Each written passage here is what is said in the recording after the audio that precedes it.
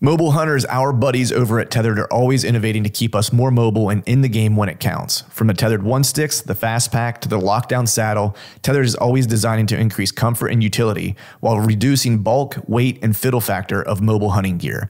And now, they've outdone themselves yet again by creating the carbon fiber forged Predator CFX platform, the latest fully featured mobile saddle platform that raises the bar for what's possible in mobile hunting gear. Whether you're new to saddle hunting or an old tree climbing veteran, go to tetherednation.com for all your saddle hunting gear.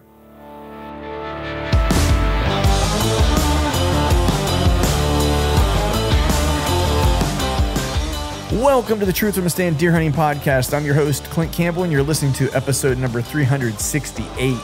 Today, I'm joined by my buddy Johnny Stewart to talk about shifting plans and how he's tackling late season, post-gun season. So stay tuned.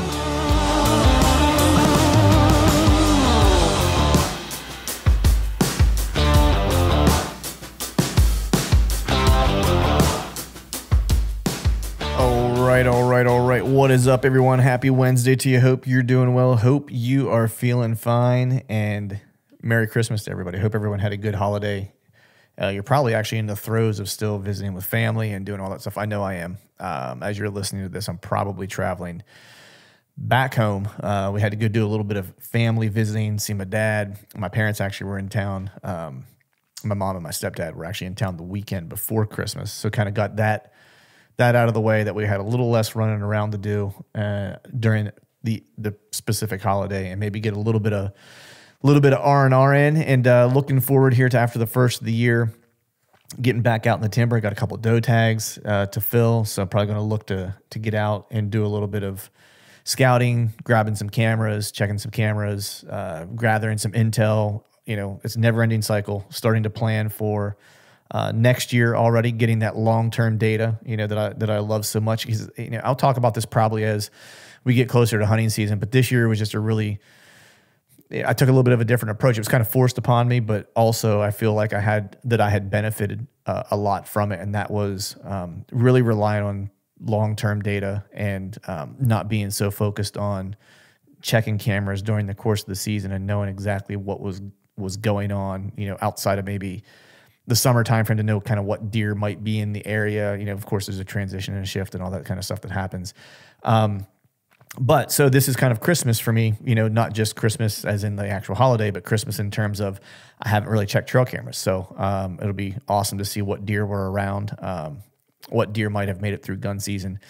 That might be around for the upcoming fall. So with that, though, we're going to just go ahead and jump into today's show and hop right to it. I have my good buddy Johnny Stewart on. I haven't had him on in a little while. If you guys, if you've been a long time listener to the show, then you've probably heard, one of the previous podcasts that I've done with him. If you haven't been a long time listener, Johnny is just one of those dudes that, man, when I think of deer hunting, I'm hard pressed to think of a guy that I could find that might know more about deer and how deer kind of act than Johnny does. I mentioned it during the podcast whenever Johnny and I kind of kicked things off, that a couple of our mutual friends, we all kind of joke, when we talk about Johnny, about how he just kind of thinks like a deer. I've never had the opportunity to scout with him, but, my good buddy, our mutual friend, Greg Litzinger, has spent some time with him in the timber. And the thing that he just always said to me was that you'll be walking through the woods and Johnny will see something that is just so out of the ordinary, of not something that's out of place, but picking something up that just 9 out of 10 people aren't going to pay attention to. And when he might say something to you about it while you're scouting, and he's just like, you'll think like it's really off the wall. You're like, there's no way we're gonna find a bed here, or a scrape line, or a scrape line, or a big primary scrape, or a rub line, or whatever the case is. And Greg was just like, lo and behold, every time he would do that, it would just seem like the most off the wall, statement to make. He was always right. And that's just kind of how Johnny is, man. He's just a very intuitive person when it comes to being in the woods. And it comes from just spending a lot of time in the woods. It's not like it just, rained down upon him. Johnny's put a lot of work in and spends a lot of time in the woods. But he's just one of those folks that is probably the most in tune people that I know, and just kind of reading the woods and just woodsmanship. And so always love talking to Johnny. He's had a great year this year so far. We talk about that. He's filled some tags early season, during the rut, and he's grinding away at late season right now. Actually, he just texted me, as this evening, and he just kind of wrapped some things up that he was in Ohio. He saw a really good buck on his last day in Ohio. Now he's kind of getting ready to head out to Iowa for some late season hunting. And so with that, we'll just kind of go ahead and jump into today's show. As always, I want to thank you all for listening. All right, folks, welcome back to another episode of the Truth from the Stand Deer Hunting Podcast. And today I have on my buddy. It's been a little while since I've had him on, but I got Mr. Johnny by God Stewart. What's going on, man? Oh, just got out of the woods, Clint. Out in Ohio. It was gun season, actually yesterday and Saturday. Today the temperatures dropped. We got the bow back out, and we're going to hunt today. Well, we just got out of the woods here, and we're going to hunt tomorrow, too. Nice. Seen some buck. Seen a buck tonight. Saw a buck yesterday. Just didn't have didn't capitalize. But got one more day of cold weather, and back home for Christmas. Yeah, that's right. Maybe you can get put a little reindeer in your sleigh on your way home. How about that? Yeah, that's what I was like, a little Christmas present. Like Christmas present. Right, what I want. A little unwrap it underneath an oak tree or something like that, right? Yeah, that'd be sick. That'd be awesome. But how you been, man? How are things been, dude? I don't even remember the last time I had you on. It was probably almost 2 years ago. I bet you it's been a while. Time flies, though. Yeah, I've been doing good. Did a lot of hunting this year. Actually, I had a cameraman with me all year. Oh, that's awesome. So, yeah, I'm going to put some YouTube videos out next year, and I went straight for taking a cameraman. As far as a self-filming and that, I lose everything. Like I could never, just because it's just too much. And so, yeah, I hired a guy to go with me, and we got a couple kills on film, and just maybe some good stuff, content. So we're going to try to put some videos out and stuff next summer into the fall. Yeah. But we still got some late season left. Yeah, dude. So if we get some cold weather, hopefully we'll get another deer down. That's awesome, man. The self-filming thing, dude, is so, like, every year I go through the same dilemma where I always get, super jacked up for the season to open up. And I'm always like, man, I'm going to take my camera on every hunt this year. I tell myself that at the beginning of every year. And I got a real light setup, a lone wolf, custom arm, that's super light, and a small camcorder that shoots 4K that's good, and I got like a good, fluid head. And so I got a decent, like, low profile setup to make it easy, lightweight. That was the biggest thing for me, was like, make it as lightweight as possible and not a bunch of fiddle factor. I was like, if I can reduce that, then I'll be more inclined to take it with me on, on all my hunts. Yeah. And I usually get, into the season a couple weeks, and I start shedding stuff that I don't want to continue to carry with me. But this year was a little different because I killed early in PA. I've killed in PA on my third hunt. Oh, cool. And yeah, it was the first sit in that spot. And and I had my camera with me, and I actually filmed the deer a little bit, like, on his way out. And I was trying to decide whether or not I was going to kill him. But then whenever I got him on camera and I went to shoot, when I stood up, my saddlebag hit the camera arm and knocked it out of the way, and I got nothing. Yeah. All that work, and it's hard enough to get one hunting, and I'm like, it's hard enough to get a shot, and it's a lot of patience, a lot of stuff like that. Yeah. The guys that can do it consistently, self-film and get it all on camera, that's a whole different level. I've had that stupid camera screw up more hunts. And I bet, the worst one was the year I was in Iowa. I blew a chance on that first one that I missed. That was just a hammer. And it was because I was messing with my camera. And, and that was actually the moment where I was like, I'm never taking this stupid thing with me again.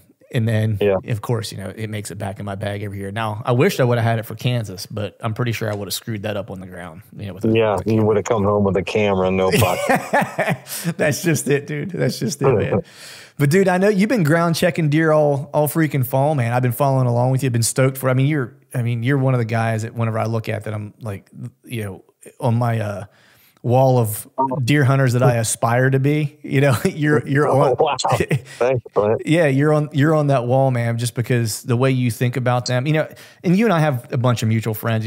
Greg Litzinger. I spend a lot of time with Greg, and we talk. And every time he and I talk, you always come up in conversation, just because we're always both like, man, that guy is like part deer. I think he's part whitetail because you just kind of come up with some like things that neither of us would ever think about looking at, you know, regardless of whether it's big woods or whatever it is. I mean, your stuff that you've talked to me about has certainly ring true in some of the big wood stuff I've been scouting in northeastern kind of part of PA, and has helped me a ton, man. But I want to kind of talk a little bit about, you know, I want to just walk through your season, dude, like, and kind of get the deets on each one of these hunts that you had, because at this point, as we're sitting here today, you've put 3 on the ground, and you know, if I'm a betting man, I have a pretty strong feeling you're probably going to put one on the ground in the late season, because this is, when I think of late season, I think of Johnny Stewart, really, when it comes down to it.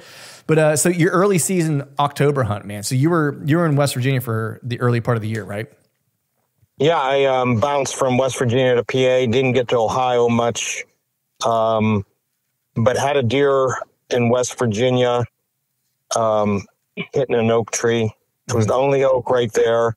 So it was about as close as I could get to tying a deer to a tree, literally.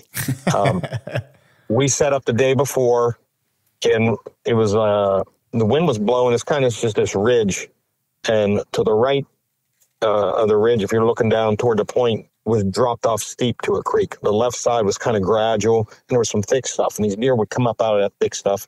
That oak tree was right on the ridge, and dropping acorns. I think it was October 2nd, 4th, 5th, somewhere in that range. But it was warm, and I couldn't hunt, or we went in to hunt. It was the first chance we had to hunt, and the wind was blowing from the oak into the thick stuff, which the deer usually come out of that thick stuff. So we sat back on the ridge, kind of looking down the ridge at that oak, 80 yards, and our wind went into the thick stuff, but it was kind of like steeper, and I didn't think they were bedding. Like, if I would have sat by the oak, my wind would have went right in that thick stuff where they were coming out. Well, here we sat back like 80 yards and watched that oak, and since it was so warm, I think it was 75 degrees or whatever it might be, all the deer came up from the steep, down over that steep hill or shade, I guess, in that thick stuff. It was a cut that the sun was really hitting in there pretty good. I mean, a lot of browse, but they come up off of this steep hill. I looked on Spartan Ford. There's a little bench there in the creek, just a little bit of cooler temperatures, a little bit of a dark slope. I mean, with what's growing there. So yeah, we seen that buck the night before at 5:15. He fed another buck and does, and we just sat back and watched at 80 yards. So we went in the next day, and man, I was so like tense, anxiety. Like this is. So we actually sat right by the oak and let our wind blow the next day. And it was the same wind, east wind, blow into that thick stuff because they all come up over that hill, you know. And so I was so tense. Like, this is going to happen. Like, I literally, this buck's coming out, you know. And I was like, I can't F this up, because it was like, you know, you get in a good spot and you can feel it and you sense it, but it's almost like it was such a weird feeling that I knew this was going to happen, and I can't mess this, you know. It was so weird. So yeah, and here, like 5:15, I tapped my cameraman, like, here he is. I'm right up over the hill to that oak. And I had pulled back a little early. I think I was just so uptight, like, don't mess this up, you know. For some reason, I'm usually not like that.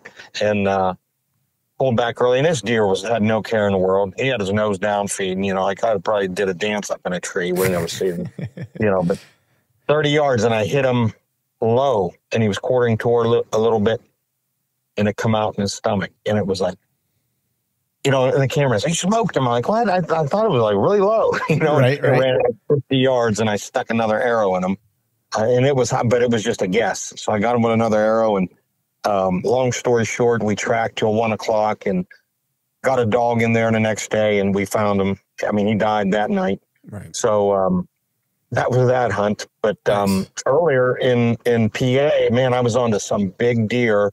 I was hunting a new area, some open area with a lot of briars, kind of a south slope.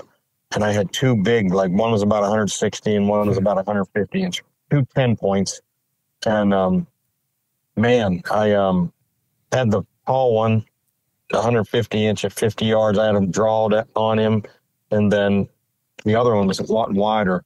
probably about 160-inch deer. Like 2 days later, I had him. He ended up. The wind was perfect, dropping down the hill toward the creek. The thermals were pulling down, and we went up the hill and on that south slope, and he come right along the hill, and the wind just turned. I dropped my floaters. I'm like, shit. Like I'm like, because we heard a deer cough back in there, and it was him, and he smelled us. He ran up the hill, and I just seen that big rack, and we were set up on him the next morning, and we bumped him in the morning, kind of right in that area. And you know what? We left Clint, dropped 10 cameras, and I was afraid, like, it was a transition of the summer in the fall, early October, feeding summer, and then maybe kind of thinking about hunting pressure coming, and, you know, just, you know, frost hitting, getting a little more visibility through the woods. And I was afraid. You know, we went to West Virginia, come back, and it was like gonzo. We don't have no deer. Like, you know, and knowing where they are that time of year is good, but snap of a finger, there's so much vast land that, you know, it's like, I don't know where to start. So we were on really early, and there was another spot, another big buck, hitting some acorns. We were on another big deer. My cameraman's like, holy shit, you're the man. Every time we go out, we see monster bucks, you're shooting bucks, you know. Right. And he's just like speechless. Then fast forward to about October 8th to October 28th, and we didn't see shit. Right. He's like, do you know what you're doing or not? Yeah. Then I started saying to him, what do you think? He looked at me like a deer in the headlights. I don't know. I said, everything I'm doing isn't working. We can't find a deer now. So that's just how hunting is. I was just thinking the other day how the season comes. You're prepared. You're ready. You're shooting. You're scouting. Everything's ready. And you still do not know what the outcome of the season is when you're hunting these mountain deer or public land or hard pressure deer or whatever. You just like, it's like, oh yeah, I'm going to shoot one here and there and that. Like in reality, that would be great. But it's what's great about it. It's such a great challenge that you could be so prepared, but at the same time as the season goes on, so ill prepared to where like I look back at my seasons, like I got so much work to do to, you know, get better or learn. And you know, and it's a never ending, it's a never ending cycle, man. It's always changing. The deer woods are always changing. So for that PA buck, so you know, there's two deer that you were kind of on, and then I want to get back to the West Virginia one then too. But those two big deer, you had them in early season, right? So for you, when do you typically see in your neck of the woods, in that piece of big woods, like them really kind of change real hard off of kind of like their early season kind of, you know, summer/early season area? I know for me, like locally, you know, then this isn't big woods around me necessarily. It's highly pressured. And so for me, my season comes in mid-September, right? Around the 15th to the 19th, depending on how the weekends fall. I know I probably have like the first 2 weeks until really the beginning of October. And then the whole game is going to change at that point. And then from there, it's really kind of trying to relocate any of the deer that I might want to shoot potentially, right? Now the big woods piece in the Northeast, I see some transition where I'll see deer that, you know, I had all summer long, and it'll usually start happening really probably around like that, I don't know, I want to say like the 5th or so. Like they'll usually maybe stick around for that first week. It's that first week of October roughly. And then whatever's going to transitions. But I see a lot of homebodies up there too. You know, way more homebodies that like I'll get all year round than I do locally. Do you see something similar there? And where do you see that big transition really happening where you're at?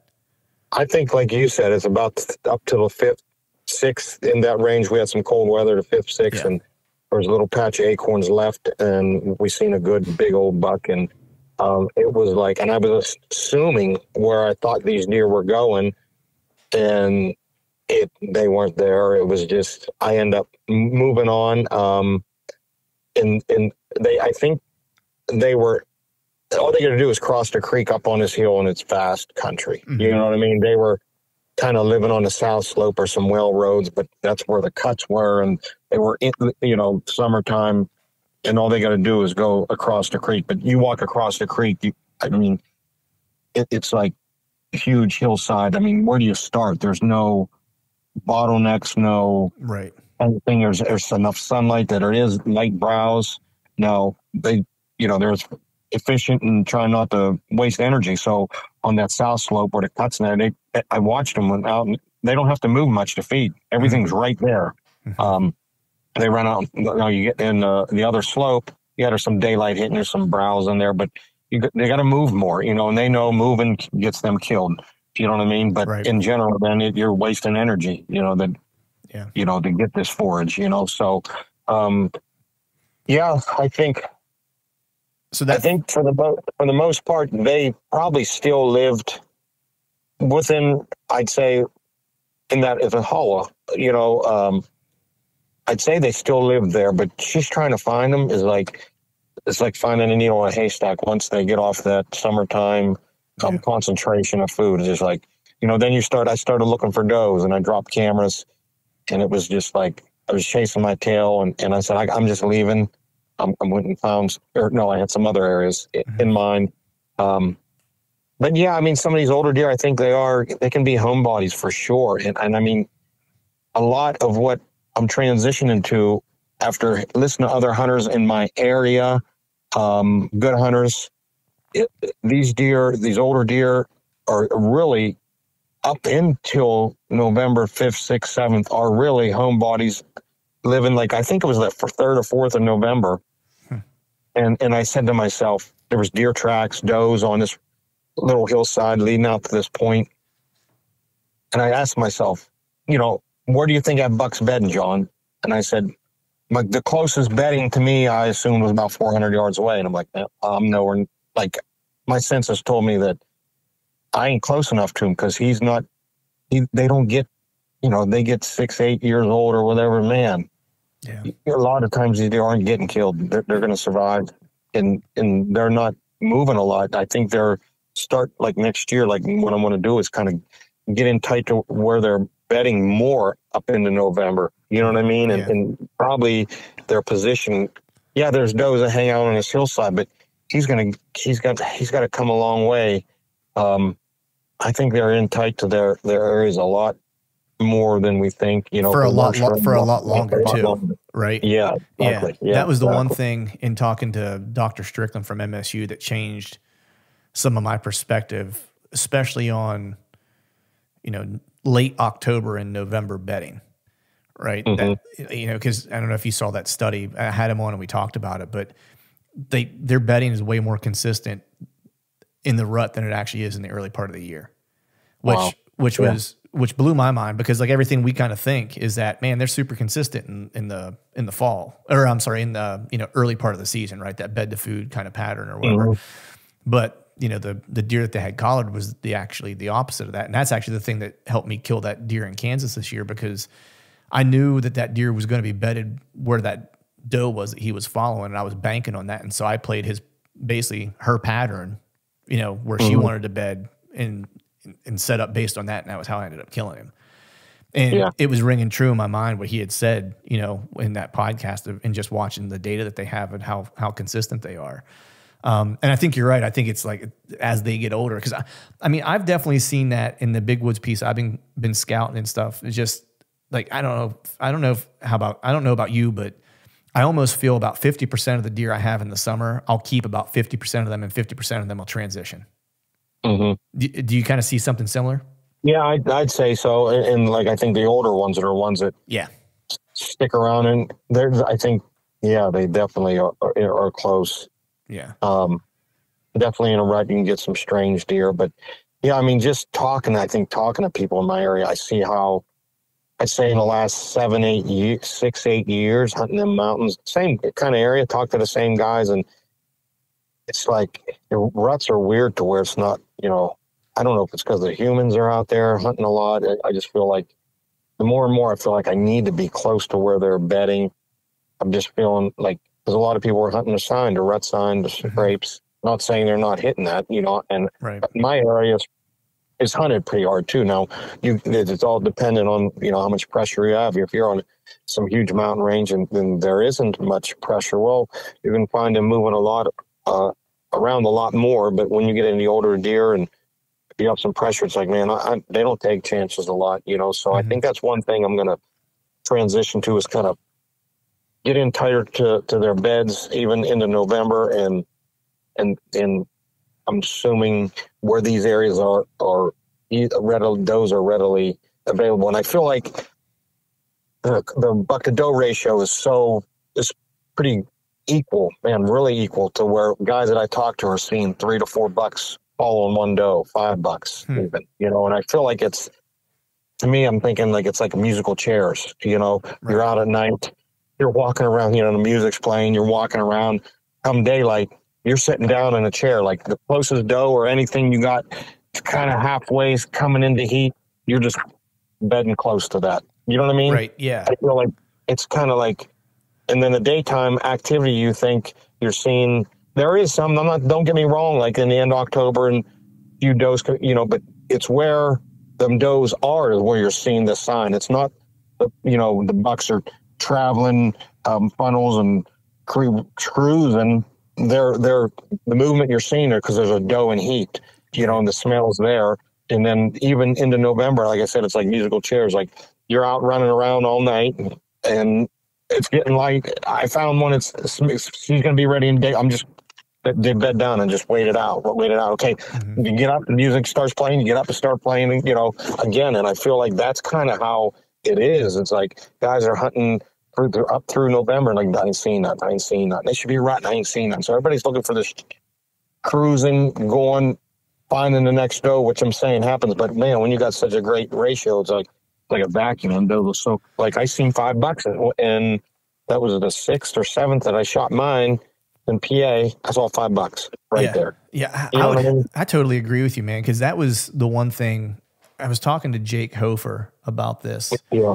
And, you know, cause the one thing I kind of, I guess I've learned over time, especially I think when we're talking about older deer, is that, you know, you might see those 2 and 3 year olds kind of running, doing a lot of that chasing, cruising, trying to figure stuff out. Right. But I think those older deer, and I think the reason why they maybe bed more consistent in that November timeframe is doing exactly what you said, where it's like, look, musical chairs. And when I find one that I think is going to come in soon, or that I can smell it, she's going to come in soon, I'm just going to stay tight to her, you know, and I'm going to basically just defend off like other puke bucks that want to try to, like, what, you know, 2 or 3 year olds that want to come in and try to steal her. I'm just going to fend them off, and then I'll get aggressive and cut her out whenever she's really ready. But once I know that she's getting close, I'm just going to hang out with her. Yeah.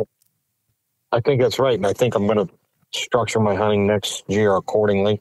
Yeah. You know, because I think it's hard to see that, like you're saying, like it's hard to see that when you're hunting timbered areas, right? Because you just don't, you only see them whenever they're kind of with the does or like moving with them, right? I think I was able to see it, you know, hunting plain states because I could see a far ways and I could watch what they were doing, you know, for, you know, different bucks at different times with different groups of does during different years, you know, and I could watch exactly how they were behaving, you know, with those does. And that was really kind of like was the light bulb moment for me, was that, and talking to Dr. Strickland, where I was like, man, I think I've been hunting this stuff all wrong, you know? And I was like, I feel like I need to, look, a good pinch point can still be deadly, you know, during that time of year for sure, you know, because you're definitely going to get some deer that are moving. But if you can find that group of does, you know, that is not ready to breed, but is just getting warm, and there's a buck or a couple bucks that are attracted to her, figure out where she's going to be bedded, like where she wants to spend time, where that doe family is going to be bedded. And that's, you're going to probably be really close to where a good buck is going to want to spend some time. Yeah, and I got caught up early season locating these bucks, and then and I talked to Bo about this, how we were focused on finding that buck and finding, you know, and then, okay, like I think end of October, we didn't know, like all the scouting time we put in, we had no clue where to go. It was like, I'm like, where's the does at? You know what I mean? I was so busy finding my buck that I don't even like, I used to pay a lot more. I transitioned from them bucks early season to another area, and it was just like, you know, some things happened in time, logging and this and that, herbicide sprays they do here, and so things change, and I was like, I don't really know. And I sat up where I knew these doe out. There's this point, and just on the leeward side of the hillside, there was a lot of doe sign. I remember in the past, always seen does there, and there was a buck living out on that point, because I was maybe 100 yards from the point. I was on the leeward side back, just I was just 20 feet elevation down from the very top, and there were some thick pines on top, and I was kind of downwind side, but I bumped the buck. He was a good buck. I had on camera, mid-40s. I was putting a stand up right in daylight, you know. And he was, I think he lived out on that point, and it's another thing that, well, I seen this deer, what he did, and then I come back, like, I blew that. We hunted there that day, and then I come back later and tried hunting just a little bit crest the hill up on a flat. He heard me putting my stand up again. I said, this sucker's living right on this point. Right. You know what I mean? But it was like, he hasn't left in this 3 days. Yeah. He's just waiting, you know, for these deer, the does to come in, you know, and I kind of boogered that up a little bit. Yeah. But, yeah. and that's, and I said, okay, that deer's there. And there was another deer in the area that I had pictures of. And that's when I said, where do I think this deer's bedded? And I said, he's probably 300-400 yards away. I said, well, I blew that one. And there was 2 deer I wanted to shoot. I was like, I got to get out of here, because it's like that other one's, you know, and the other one was an older deer that he ain't just coming. Like, I closed my eyes and think, I said, John, do you think this deer's going to just come walking through there? This 150-inch. I'm like, no, he ain't. He's not, you know. So we kind of moved and stuff like that. And I was like, damn, where else can I go that, you know, yeah, there's some does here. I kind of boogered this area up, and, you know, I thought maybe I said, maybe I should move out on a point. Maybe that, I said, no, that bigger. He was an older deer. I just feel like that point was open, and it was probably a 4-year-old buck that was out on that point, but this bigger, older one, I was like, nah, he's still hanging tight to some thick stuff, maybe where there's a doe and stuff. And then I started like trying to figure out where that might be. You know, it's mid-season. I'm trying to figure out, because I have a lot of locations, but man, I had even in big bucks early, I had a guy put a stand up the day before archery and drag a ladder stand, and I'm like, oh man, and I grabbed it.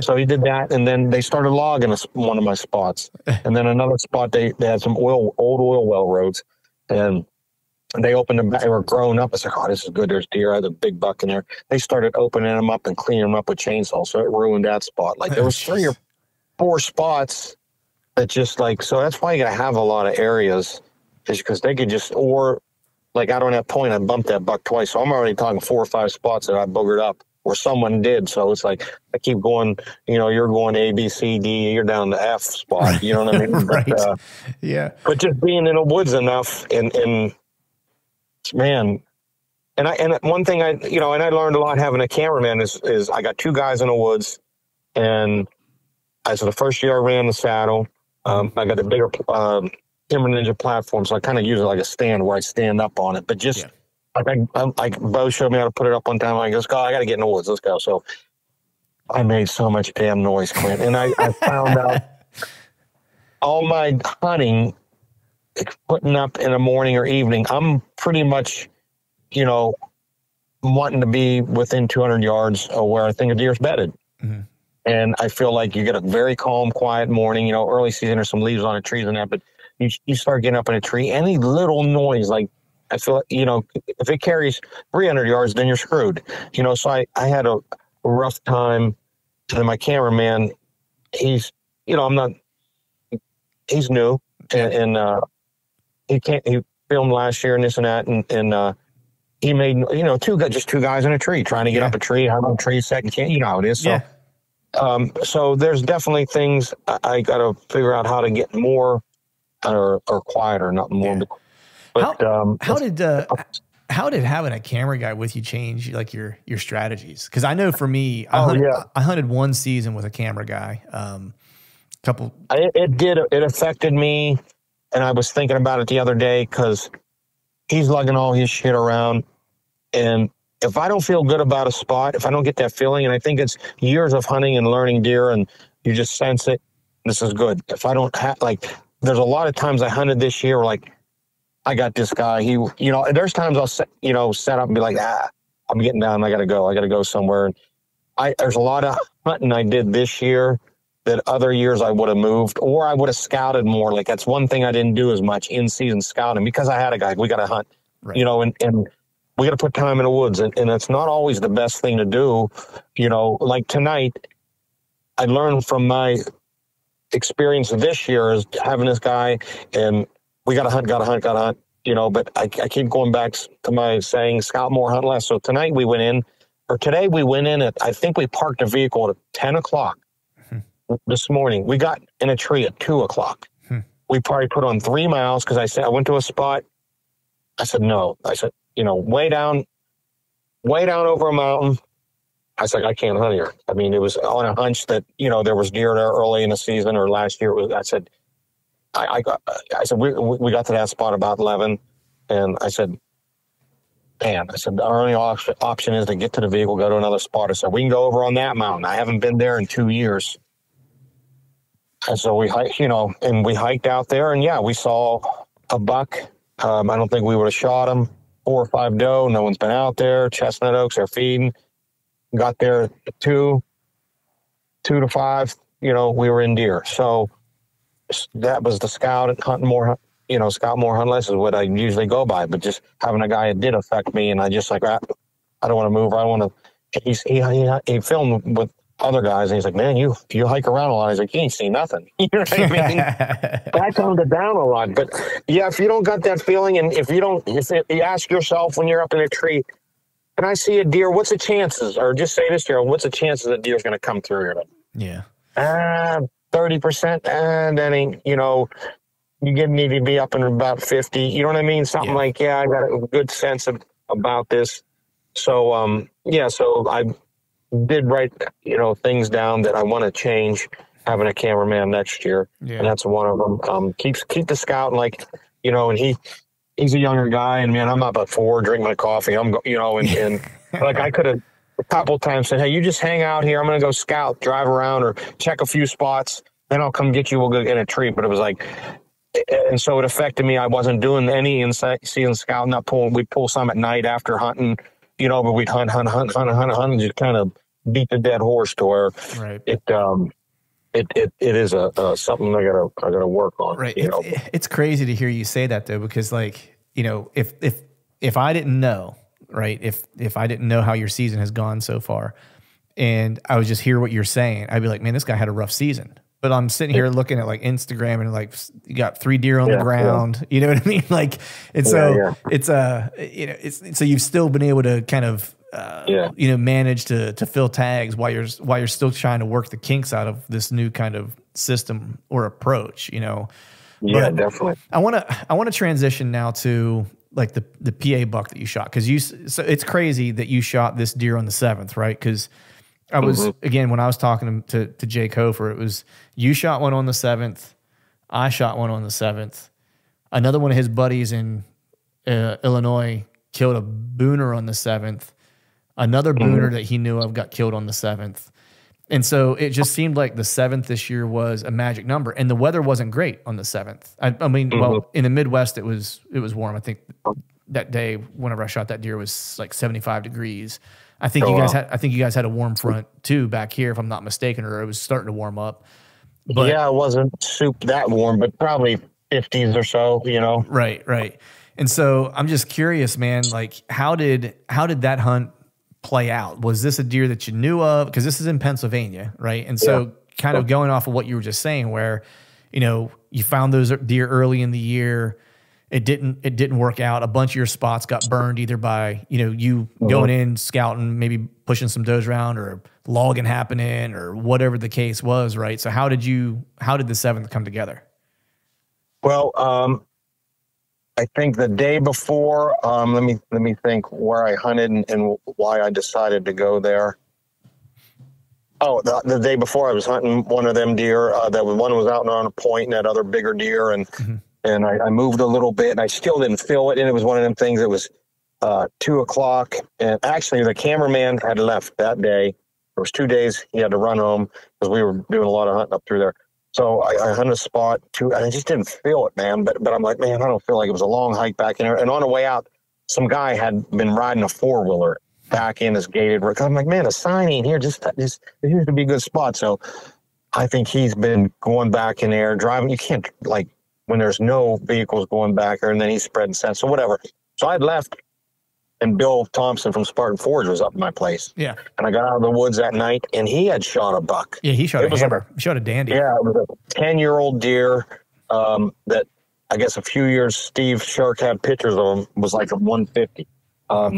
So Bill is staying in my camp, and he's like, I shot one. I'm like, oh, good. No. So get to the camp, bow stops, you know, and now you got to celebrate the kill as always, you know, like of course. celebrate the deer life. And it's just, that's a part of it, really. It means a lot to me. Like, it's not just like, you know, we're getting drunk. It's like, you know, and hunting these mountain deer are just hard. You know, you get one, it's like, wow, great. You know, so we celebrated until about 1, 2 in the morning, you know. So Bill's like, I'll go film you tomorrow. I was like, yeah, I got a spot. It's a kind of a go-to spot. It's not, you know, I haven't had any luck. So I said, and it's 150 yards from the road. So, because we weren't feeling like $1 million the next day. You know? Right. We had, what I wanted, I forget, I wanted to put something in there, but anyways, oh yeah. So he said, I'll film you because the cameraman ain't here. I said, great. So we had gone out. A buddy of mine that had some health issues. I put him in this spot.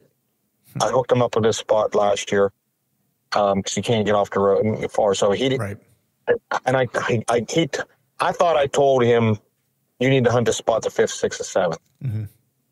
But I guess I told him the 4th, 5th, 6th. So he's my neighbor up at camp, and I guess he had the 4th. Was a Saturday, 5th was a Sunday, 6th was a Monday. So we weren't allowed to hunt on a Sunday. So the 6th, he's like, hey, I'm headed home. He's seen a decent buck in this spot. And he headed home. And I said, well, I'm up, you know, he said, go to try a spot. So me and Bill had gone in there, and we're like, not ready, I guess. Kind of got up late, trying to drink coffee to wake up. It's gray light. Headed in, and he's like, I forgot my jacket. I forgot you know, so we're like. Just a disaster. Yeah. Yeah. And usually that's when it happens. So we do get up, and we both feel like I seen a doe instantly. Then he's seen a deer. I said, this spot's usually good around 10 to 2. So here a doe come by. It was great hunting with Bill because, like, when I'm hunting with a camera guy, like, he's just there. He's in a back seat, just watching. Yeah. I'm the guy in charge. But being with Bill, what he knows about deer and being a hunter himself and what he learned about, like, he was like my guide. It was awesome. Like, I kind of was just a shooter. And I'm not used to hunting like that, like going with a guide, basically. So we got in, and we got set up, and he faced one way, I faced the other, and it was great having like 4 eyes. Yeah. Really watching. And he looked to his right. There's a doe over here. I seen one earlier. He's seen one. There was some thick stuff about 80 yards from us, a cut. So fast forward to about 9 o'clock, and he did some blind. He had the grunt tube. He had the rangefinder. He was like my guide, and I was just like, all right, I'm just a shooter. It's great. I love it. I just sat there and just watched for deer. So about 9 o'clock, we look at each other, and he's like, it's about time, you know, like getting into the 9, you know, clocks just changed. So it's about that time. So he looks over toward that big stuff. He said, I seen a doe run in. Then he seen like a 120 run in. And then the deer I shot come running behind the 120 about 50 yards from us, and he snort wheezed. It stopped 50 yards broadside, and I had shit in the way. I couldn't shoot. So it had gone in, and that thick stuff, you know, 10 minutes goes by, and then here we have you know, I think Bill gave a couple blind grunts, and right underneath of us was a spike, like 10 yards from us, you know. Well, here, the deer, the bigger one, must have run off that 120-inch and whatever, was out of sight, and heard our grunts, looked over and seen a spike, and said, I'm running this thing off. So he come barreling in, and I turned around, and I was facing him, and Bill was facing him. He's 24 yards, like quartering toward.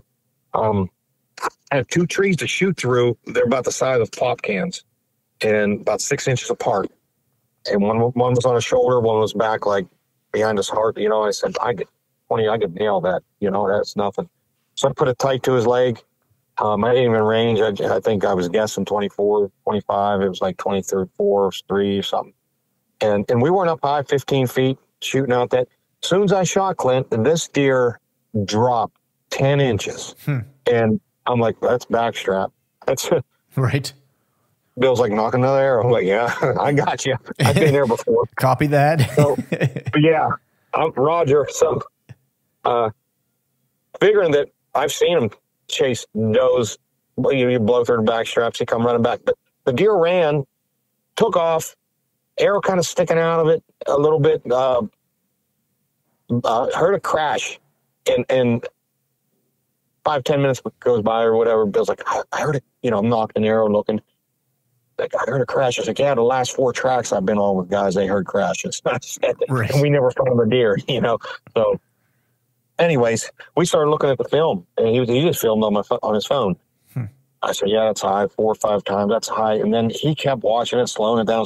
He's like, you might be up in you might be in a chest cavity. So Bill, great guy, is like always thinking, pulls out the anatomy of a deer. He said, I think you're in the chest. I'm like, yeah, but I mean, the angle we're shooting, I mean, I'm high as hell. I said, I've been there. He's rutted up, adrenaline. I said, this is a 2-mile track, you know, or, right.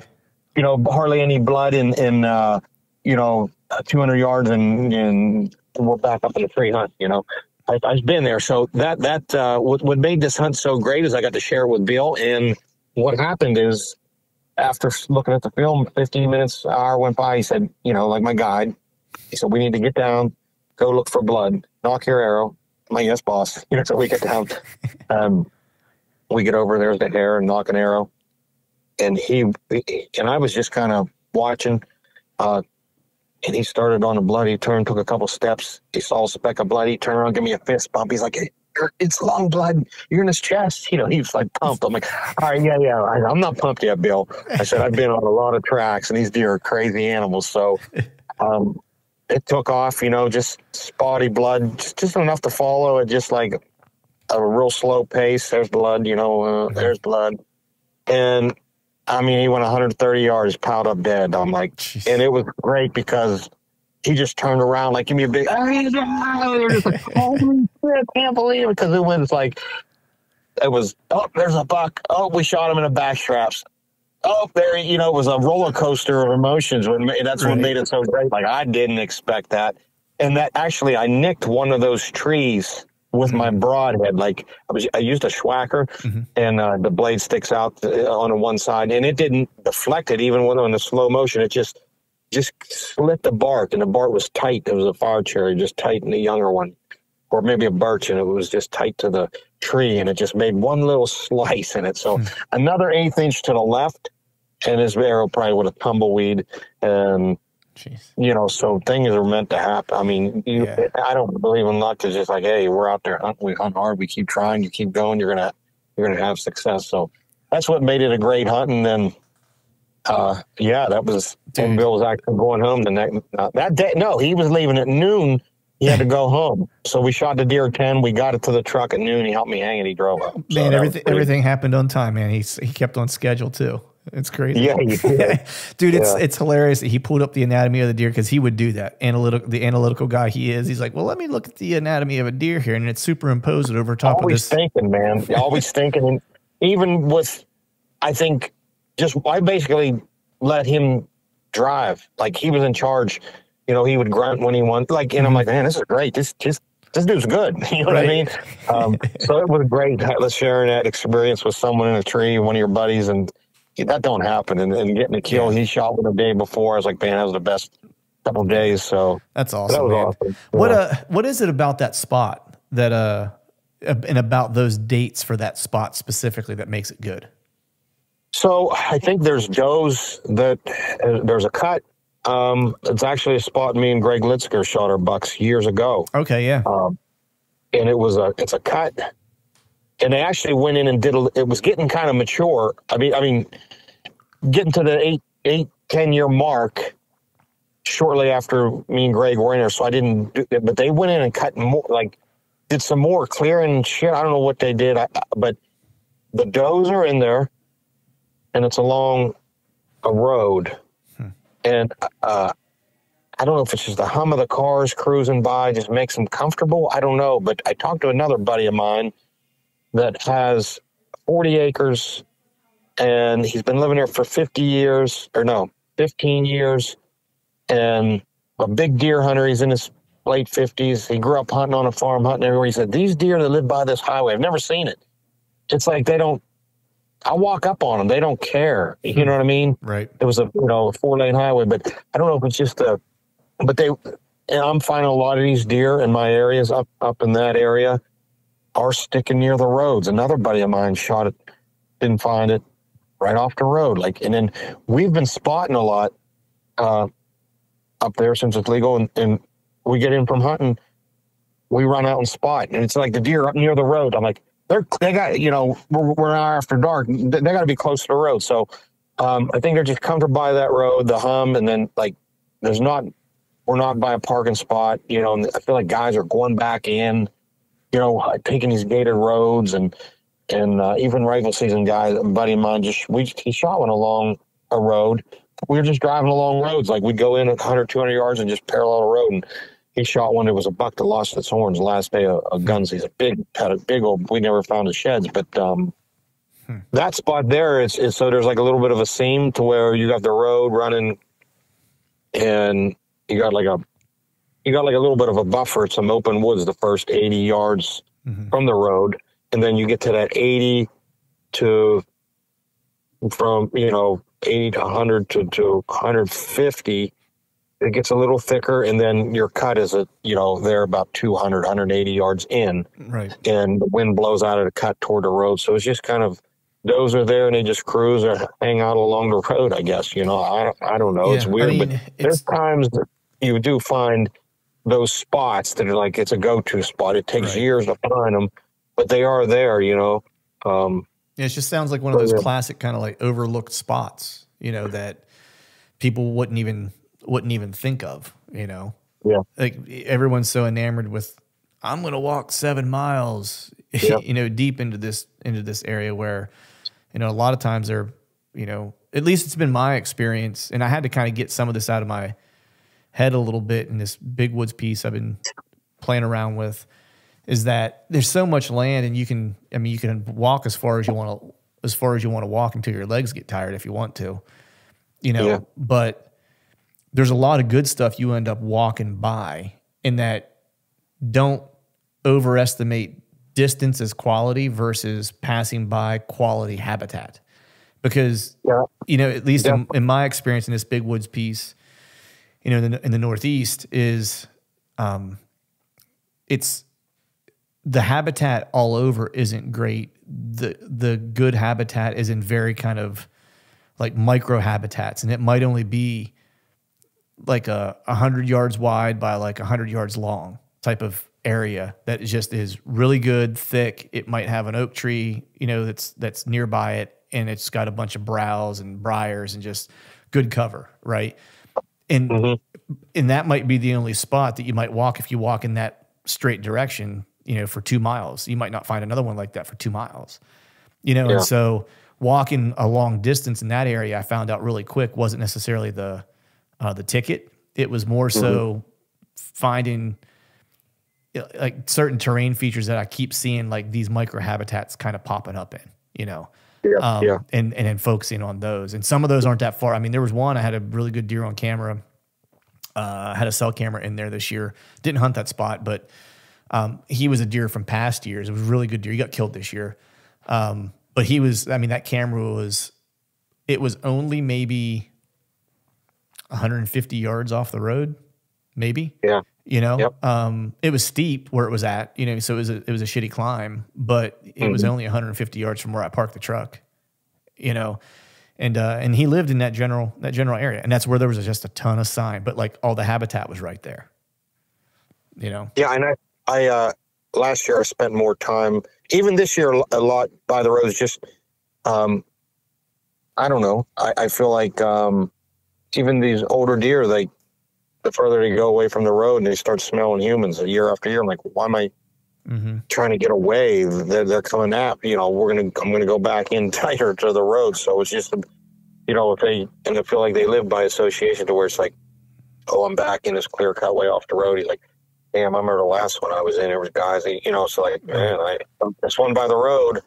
there ain't nobody in there. It's right, by the road. So, but I think it has a lot to do with, in my area, a lot of it is pressure. Yeah. To where they can relate to or associate the areas that have the pressure. And right. So you killed that deer on the 7th, right? So kind of like prime time rut, right? Yeah. So I'm always curious because I was listening to a conversation, or talking to some buddies about this the one day, about when does a person stop using kind of rut hunting tactics and solely kind of switch to to a late season approach, right? And some guys, it'll be kind of, the very beginning of December, right? They'll stop kind of hunting rut, a rut type of strategy or a rut type of approach and kind of transition to more of a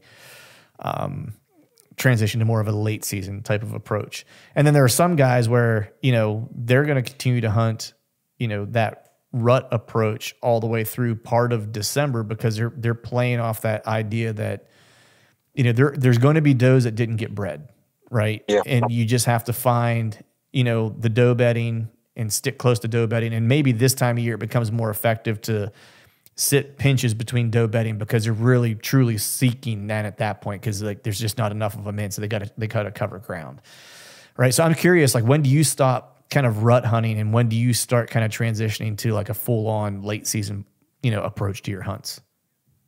I think it's later into December, but I also think it depends on how many does are in the area. And like you said, the second rut, for Pierre, I think the app says the 12th, and that's or the 9th of December. And I feel like that's the last few days of Pennsylvania gun season. I'm always seeing, I think that's the last little bit of rut activity, I believe when you get into just after Thanksgiving, these deer just kind of, gun season comes in PA and even in it's similar in Ohio, you got about the same start, and these deer, I have a hard time finding them.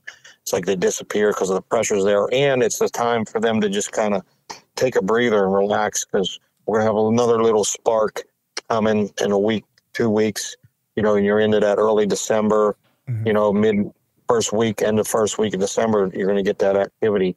But I mean, when you get it, and then what we found in Ohio, we saw a lot of, we were in a hard hunted area, I think through the archery season, but we stuck with this mountain and hunted it 5 days. We've seen 13 deer gun hunting, which is not really good.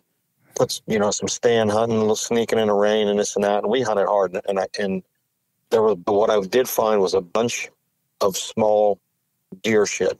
Mm-hmm. I feel like in these hard hunted areas, sometimes these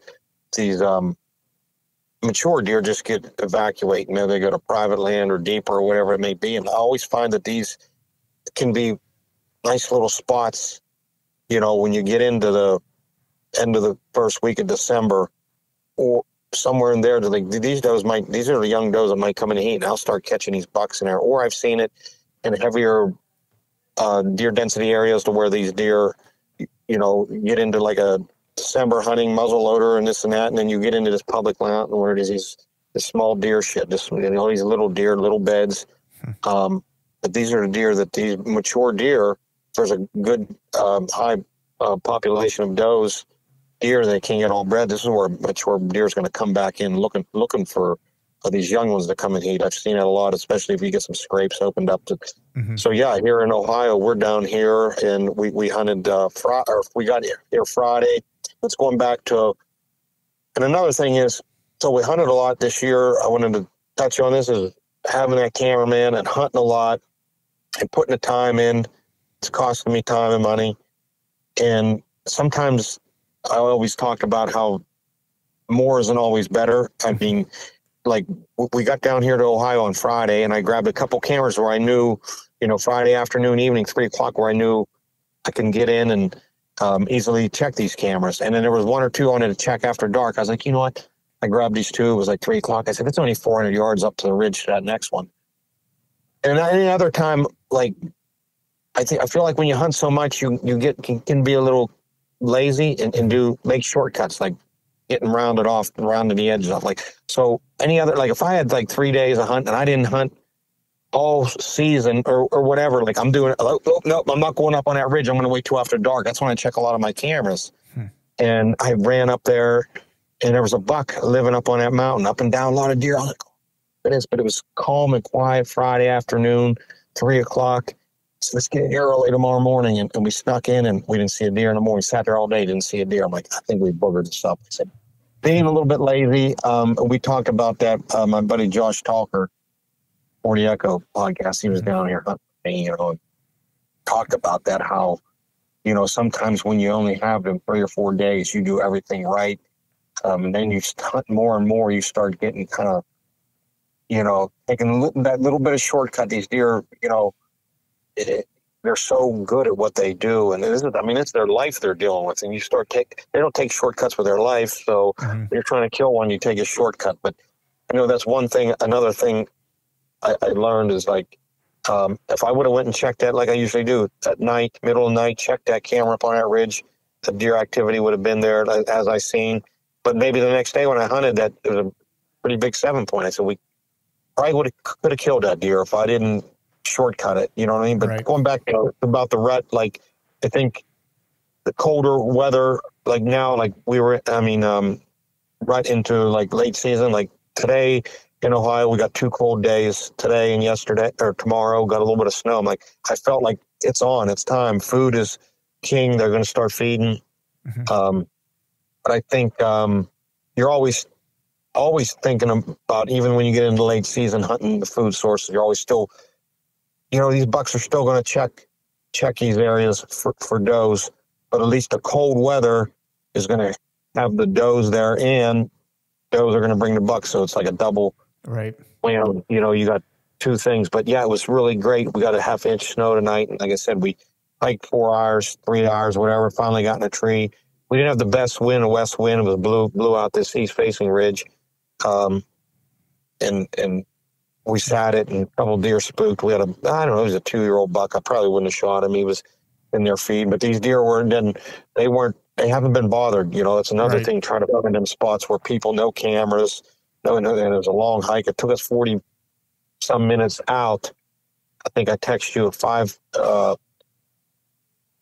10 to 5, and we got to the car at 5:30. So it was actually a pretty easy hike. But I think right now I'm starting to look for food, especially with this cold weather. So where we're at, you know, definitely this time frame, the 18th, 17th, definitely by now it's kind of late season. But I think when you get into early December, if you got some cold weather, you can really get consistent cold weather, then it's definitely food is king, and it could be you know, early as beginning of December. But you know, we're right in it right now. We're definitely heading into late season hunting. You know what I mean? But even the deer I shot, the other one I shot was December 5th. It was kind of, I'd say it was kind of a late season deal, like how it went, you know. There was some thick, and it was a heavy hunted area, and the deer been hunted pretty hard. And then I felt like in West Virginia, the two-week gun season, and another long hike back in, kind of getting just to the end of where no one wants to go, like the ends of the earth, you know what I mean? Just getting back in there. and so it's that extra, and I find guys will stop short. I see their cameras and their stands. I'm like, no, you guys got to go another 300 yards. You got to go down that mountain. You have to, if you want to be successful. I know last year, this area, it was a good story. Last year, I was in the same area that I hunted today in Ohio at the parking spot. I think this was back in November, though, like cruising into mid-November, where there's another vehicle parked there, and there's only one parking spot, and there's a huge hunk of land. And I walk, like, the parking spot's on the west, and I walk 45 minutes to the east down over a mountain, you know, damn near to the private. But nobody does it. They all stop short. You know, I didn't give it that extra little bit. And I walked, you know, it just happened. I'm like, well, I don't know where these dudes are, or whoever there. I walked up on a young kid, you know, I don't know, maybe in his 20s. He had a summit, you know, and there was a big scrape. And I ended up just like walking by him, and he was right above me. And he was only in the woods 400 yards. And I'm like, oh, you know, it was windy. So I was like, oh, it's a great, good spot. I gave him the thumbs up. He's like, buddy's up there.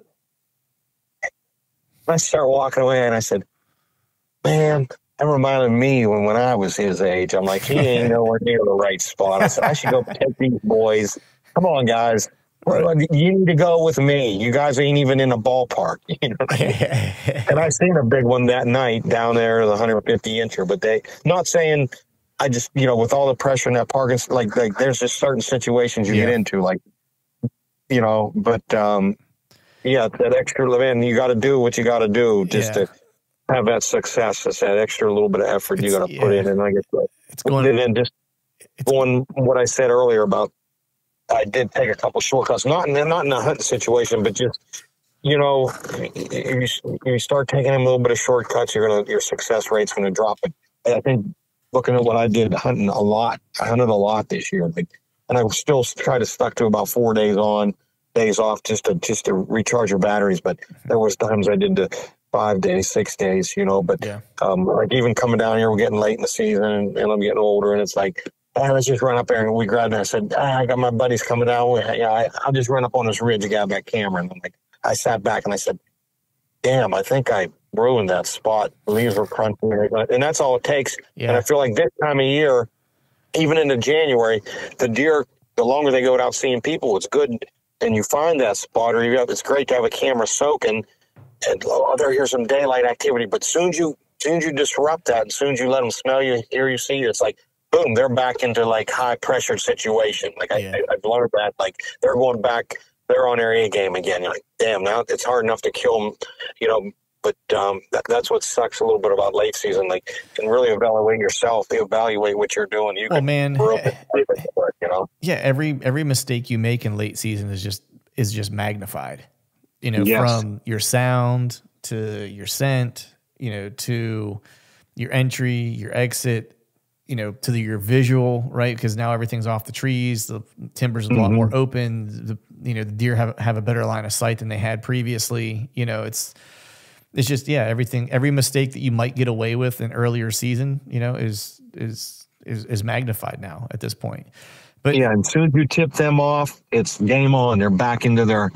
They could be back in there for a month and not be bothered and be moving. But soon as you they hear that car door slam, or soon as they hear you take your tree stand down or smell you once, it's like, man, you just made it 10 times harder. Yeah, exactly. Yeah, and it's hard to have a lot of good seasons in your back pocket in late season. Yeah, that's what sucks. Yeah, I mean, I'm self-admittedly, I like late season hunting. I just don't feel like I'm great at it. One of the, I think part of the challenge is that I just struggle during that time of year, even just locating deer, in general, trying to figure out where they're feeding. I'm just curious, man, like what food sources are you like keying in on typically? Definitely acorns. If they're there. So in Ohio this year, they chestnut oaks fell good, some blacks and whites early.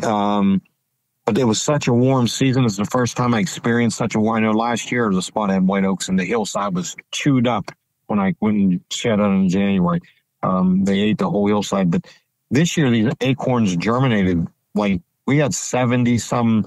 We were down in Ohio the 5th, 6th, somewhere, or a day or two, early October, maybe the 7th. I can't remember. We run down here for a couple of days. Then we were here on the 24th. And I had found some good white oak crops that we were actually, I think we found them maybe in the middle of October. I can't remember. I have been keeping a journal. So like off season, I'm going to go back in the Spartan Forge app. I think it's a great thing for you to do. And you can look back. But so I dropped cameras on these white oaks and they germinated, and these deer did not, they will not eat them, It's weird. Now reds and blacks won't germinate till spring. Right. So you want to find those. But these chestnut oaks, a lot of them up on these ridges, I noticed are germinating, but I don't think all of them. So this place we're at now in Ohio, and I start seeing that brown shit. The deer shit starts looking brown. I said, these deer, whether someone's feeding them corn or these, when you get this, they're eating these acorns. And we didn't have no camera soaking where we went today. It was a new spot. We got up and they were in there feeding. And I think and we dropped the camera. I said, these deer. So if you can locate some mast, like a black or a chestnut, maybe even reds, like I finally got a late season tag for Iowa this year. So nice. It's been a few years. So I'm hoping, and I have luck out there if I can still find some mast up in the forest. Now you get into like a browsing situation, that's what I was going to ask. Like if you don't have any of that mast, like what are you looking for then? Because I'm just be honest, this is a little bit of a selfish question because that spot that I hunt in the Northeast. Now, I don't have a tag for this year, but there's not a lot of masked trees where I'm at, so I'm kind of, you might find a red oak once in a while. There are some beech nuts. But otherwise, there's nothing, that you would typically look for. So what are you looking for if you don't have those things? So like I did just talk to a guy about this that is in PA that I forget, but he said the same deal. Like, he asked me the same question. I said, well, first thing historically, I know where bucks are kind of wintering or where I can find bucks or does. Now, I'll go to them spots, or maybe hopefully I got some cameras, and these deer tend to feed on the ferns, the bulbs of the ferns. They're digging roots, but it's just kind of an area that I know in the past. I feel like not so much people talk about the south slopes. I think people jump on a bandwagon and say, yeah, south sunny side. I find these bucks are on the north sides. But historic areas, just from shed hunting years, I see where the dirt's where they're pawing, and usually the bucks are where there's not as much digging.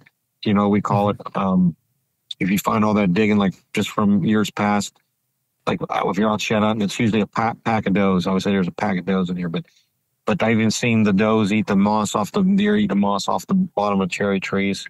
There's definitely cherry seeds out there. I seen, down here in Ohio, I think the other day I seen they were eating cherry seeds. No, I was in West Virginia. No, last week. But a little bit of a diverse habitat. I seen like these bucks. If they're not bothered, some open woods, ferns, hillsides. I mean, cuts can be good but they could be maybe hard to hunt. If you can't, if you're getting to a 6 to 8 year, you might not have maybe if you have some open areas in a cut, see where they're browsing. But hopefully, in the shit's a little bit different. They're more like pellets, like harder pellets. It's hard to tell whether it's so fresh. If it's shiny, it is. That's always good to. Right. I think what I told that guy is like, hey, hike, man. Even if you bump a deer, while you're hiking and scouting, maybe take your bow. Be audible. Let them hear you. Let them see you. If that's the case, and hike through. Take your time. When you got 3 days to hunt, take a day and just hike and scout. I'm going to check this area. Just plot areas on Spartan Forge and hike it and say, I bumped a deer here. I bumped some deer. I bumped a buck here. Man, look like some deer's feeding here. Drop cameras, get out, and they're just going to run out and come back. If it's that time of year and you make noise, once you start, and there's different pressure. There's hunting pressure, like when you're actually physically stalking your game, or what I would say, being in a tree stand is like, and they hear you or smell you, can't see you. That really freaks them out. But if you just hike through the woods, hey, sometimes I'll talk, make a noise, let them know that I'm here, and move through and get the intel you need. Yeah, there's fresh deer sign, and maybe the snow will be down. You can find fresh tracks, a big track, or maybe we don't get much snow anymore after a rain. But if you're going in, flintlock hunting, I do a lot of that. Usually it's historical areas that I find bucks. Rarely am I, but then they're not into thickish jungle stuff either, these bucks. I feel like the pressure's down a little bit and their guard's down a little bit. Food's priority. These bucks might group up and use each other to see, not so much single deer surviving, living himself in through November with, you just find a buck bed. He's always got some cover, something behind him, wind on his back, all this stuff. I feel they're more like going to a doe mode to where they're in a little bit of a family group, or, testosterone. It's food. It's like we could die. So we need to eat. They get into more survival mode where it's like they're better in numbers at that point. Yeah, exactly. So yeah, definitely, if you don't have the mass, definitely beech nut. Sometimes that's gone by January. Some cuts. It can be tough, north slopes or just slopes, ferns. And I find like even on a steeper hillside, if you got snow, I think that helps these deer. Their nose is closer to the ground, like on a steeper hillside. They just paw the hillside once or twice and the snow falls. So it takes half as much energy to feed on a steeper hillside than on a flat, you know, and they know that. You know, I've Right. seen a lot of those deer go up to stumps, uprooted trees, and there's stuff growing up high, and they're just right at nose height, and they're nibbling on stuff like that, roots hanging out of the or ferns growing. But it's not always in the thickest areas, I don't think. Right. Yeah, it's just But more at that point. It's just more of being away from where the pressure yeah, might be, right? but if you don't know, I would. If you don't have historical areas, I just take a day and hike, and you know, until you get that chance of seeing a deer, you know, your odds might drop from 50 to like 30. You know, like especially in the bigger woods, you know. But that, you know, there's a small chance I can see a deer, but there's a chance. There's a good, you know, chance, but I think it's just time in the woods and studying your e-scout and your maps and you know, it's hard to go to a new area and you could spend a lot of time just finding where a deer could possibly be. So I think I rely more on history, you know? Yeah. Because this was the third year, and I did get 2 hunts on it before I killed my deer in PA. And I've managed to find deer and actually I've seen shooters like last year and in this past season on the hunts that I've had there. It's just the late season up there. Did a little bit of poking around last year, and it's just a tough place to hunt. You know, late season. I really look for snow in late season, and I will go to a state that has snow just because it takes a lot of guesswork out. You know. Right. Now, are you going to have any snow? You going to have any snow in Iowa, or when you head in there? I'm hoping they're looking like warm weather up into Christmas. Jeez. Into maybe New Year's. I'm going to wait till after New Year's, and that'd be my Christmas present is snow and ice. I know, right? Love it. Get a little snow in Iowa. How many years has it been since you've been out there? Because I know you used to try to make that trip pretty frequently. Yeah. 3 years. Everybody's trying to get out there late season. It's been 3 years since I've been out there. Really? Are you going to the same spot that you've gone previously? Yeah, historical areas. I got a handful of areas that I'll drop some cameras. I'll speed scout, maybe hunt. I don't think I really need that many cameras. I feel like they're good spots. I see 130. I'm gonna go out with my bow first. You know, it's an inline tag I got, but there's just something about bow hunting. So yeah. Hopefully we got that cold weather and I'm gonna get out there maybe the 2nd of January, and I can hunt till the 10th, 2nd or 3rd, and nice. That's a good trip. You get like 7, 8 solid days. That's good. Yeah, that's about what, you know, and it's not all. I'm usually not doing all day sits. You know, I've been doing some morning sits. You know, depending on the weather too.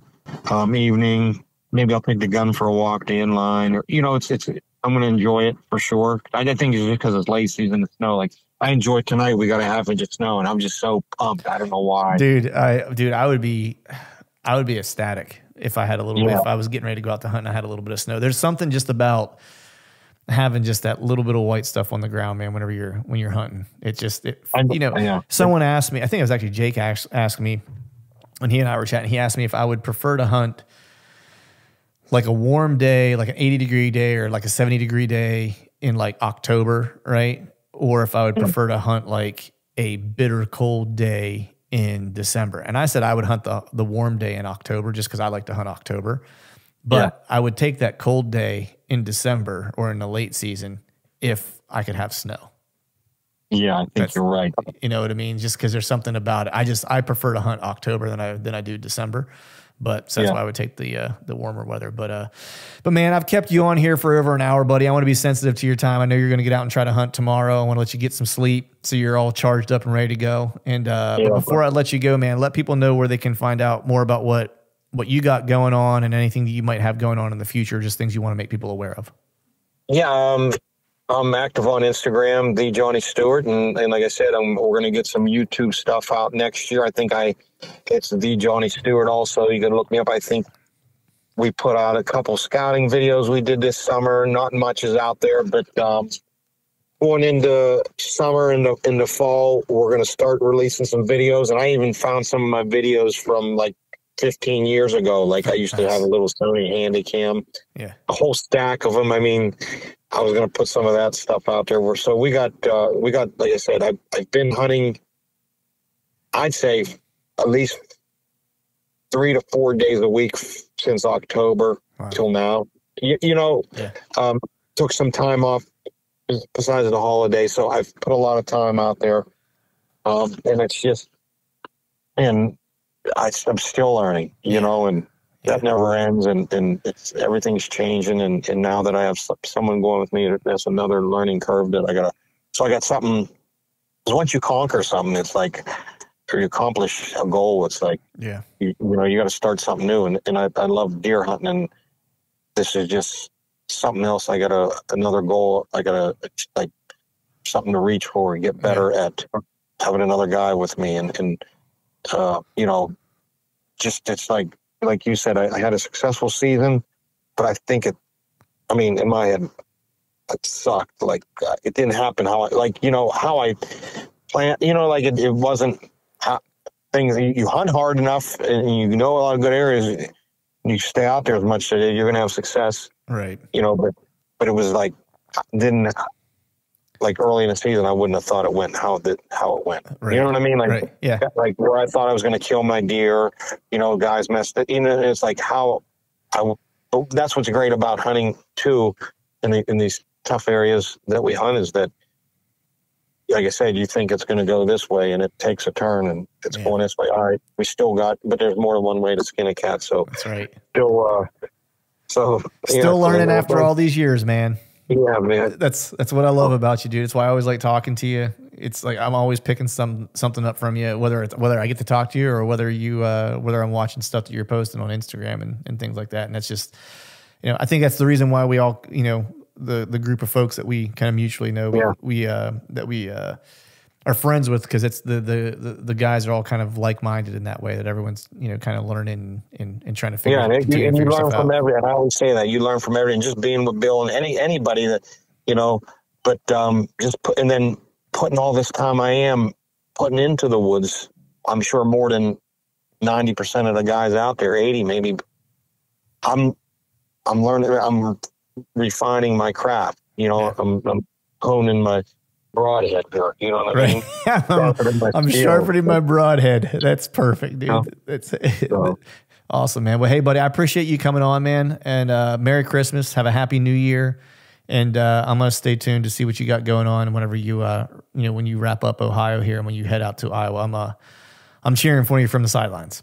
Hey, thanks a lot, and nice talking to you, Clint. Have a good Christmas, and I'll talk to you later, brother. All right, folks, that is a wrap for today's show. I'd like to thank all of you for listening, and if you haven't yet, please head over to iTunes and leave us a 5-star rating, and be sure to subscribe to the podcast. And while you're at it, head over to YouTube and give us a sub there as well. I'd be super appreciative if you would do those couple things for me. And before I shut this thing down, we need to give a big shout out to our partners who continue to help us make this podcast possible. Tethered, Exodus Outdoor Gear, and Genesee Beer. And until next time, we'll see y'all.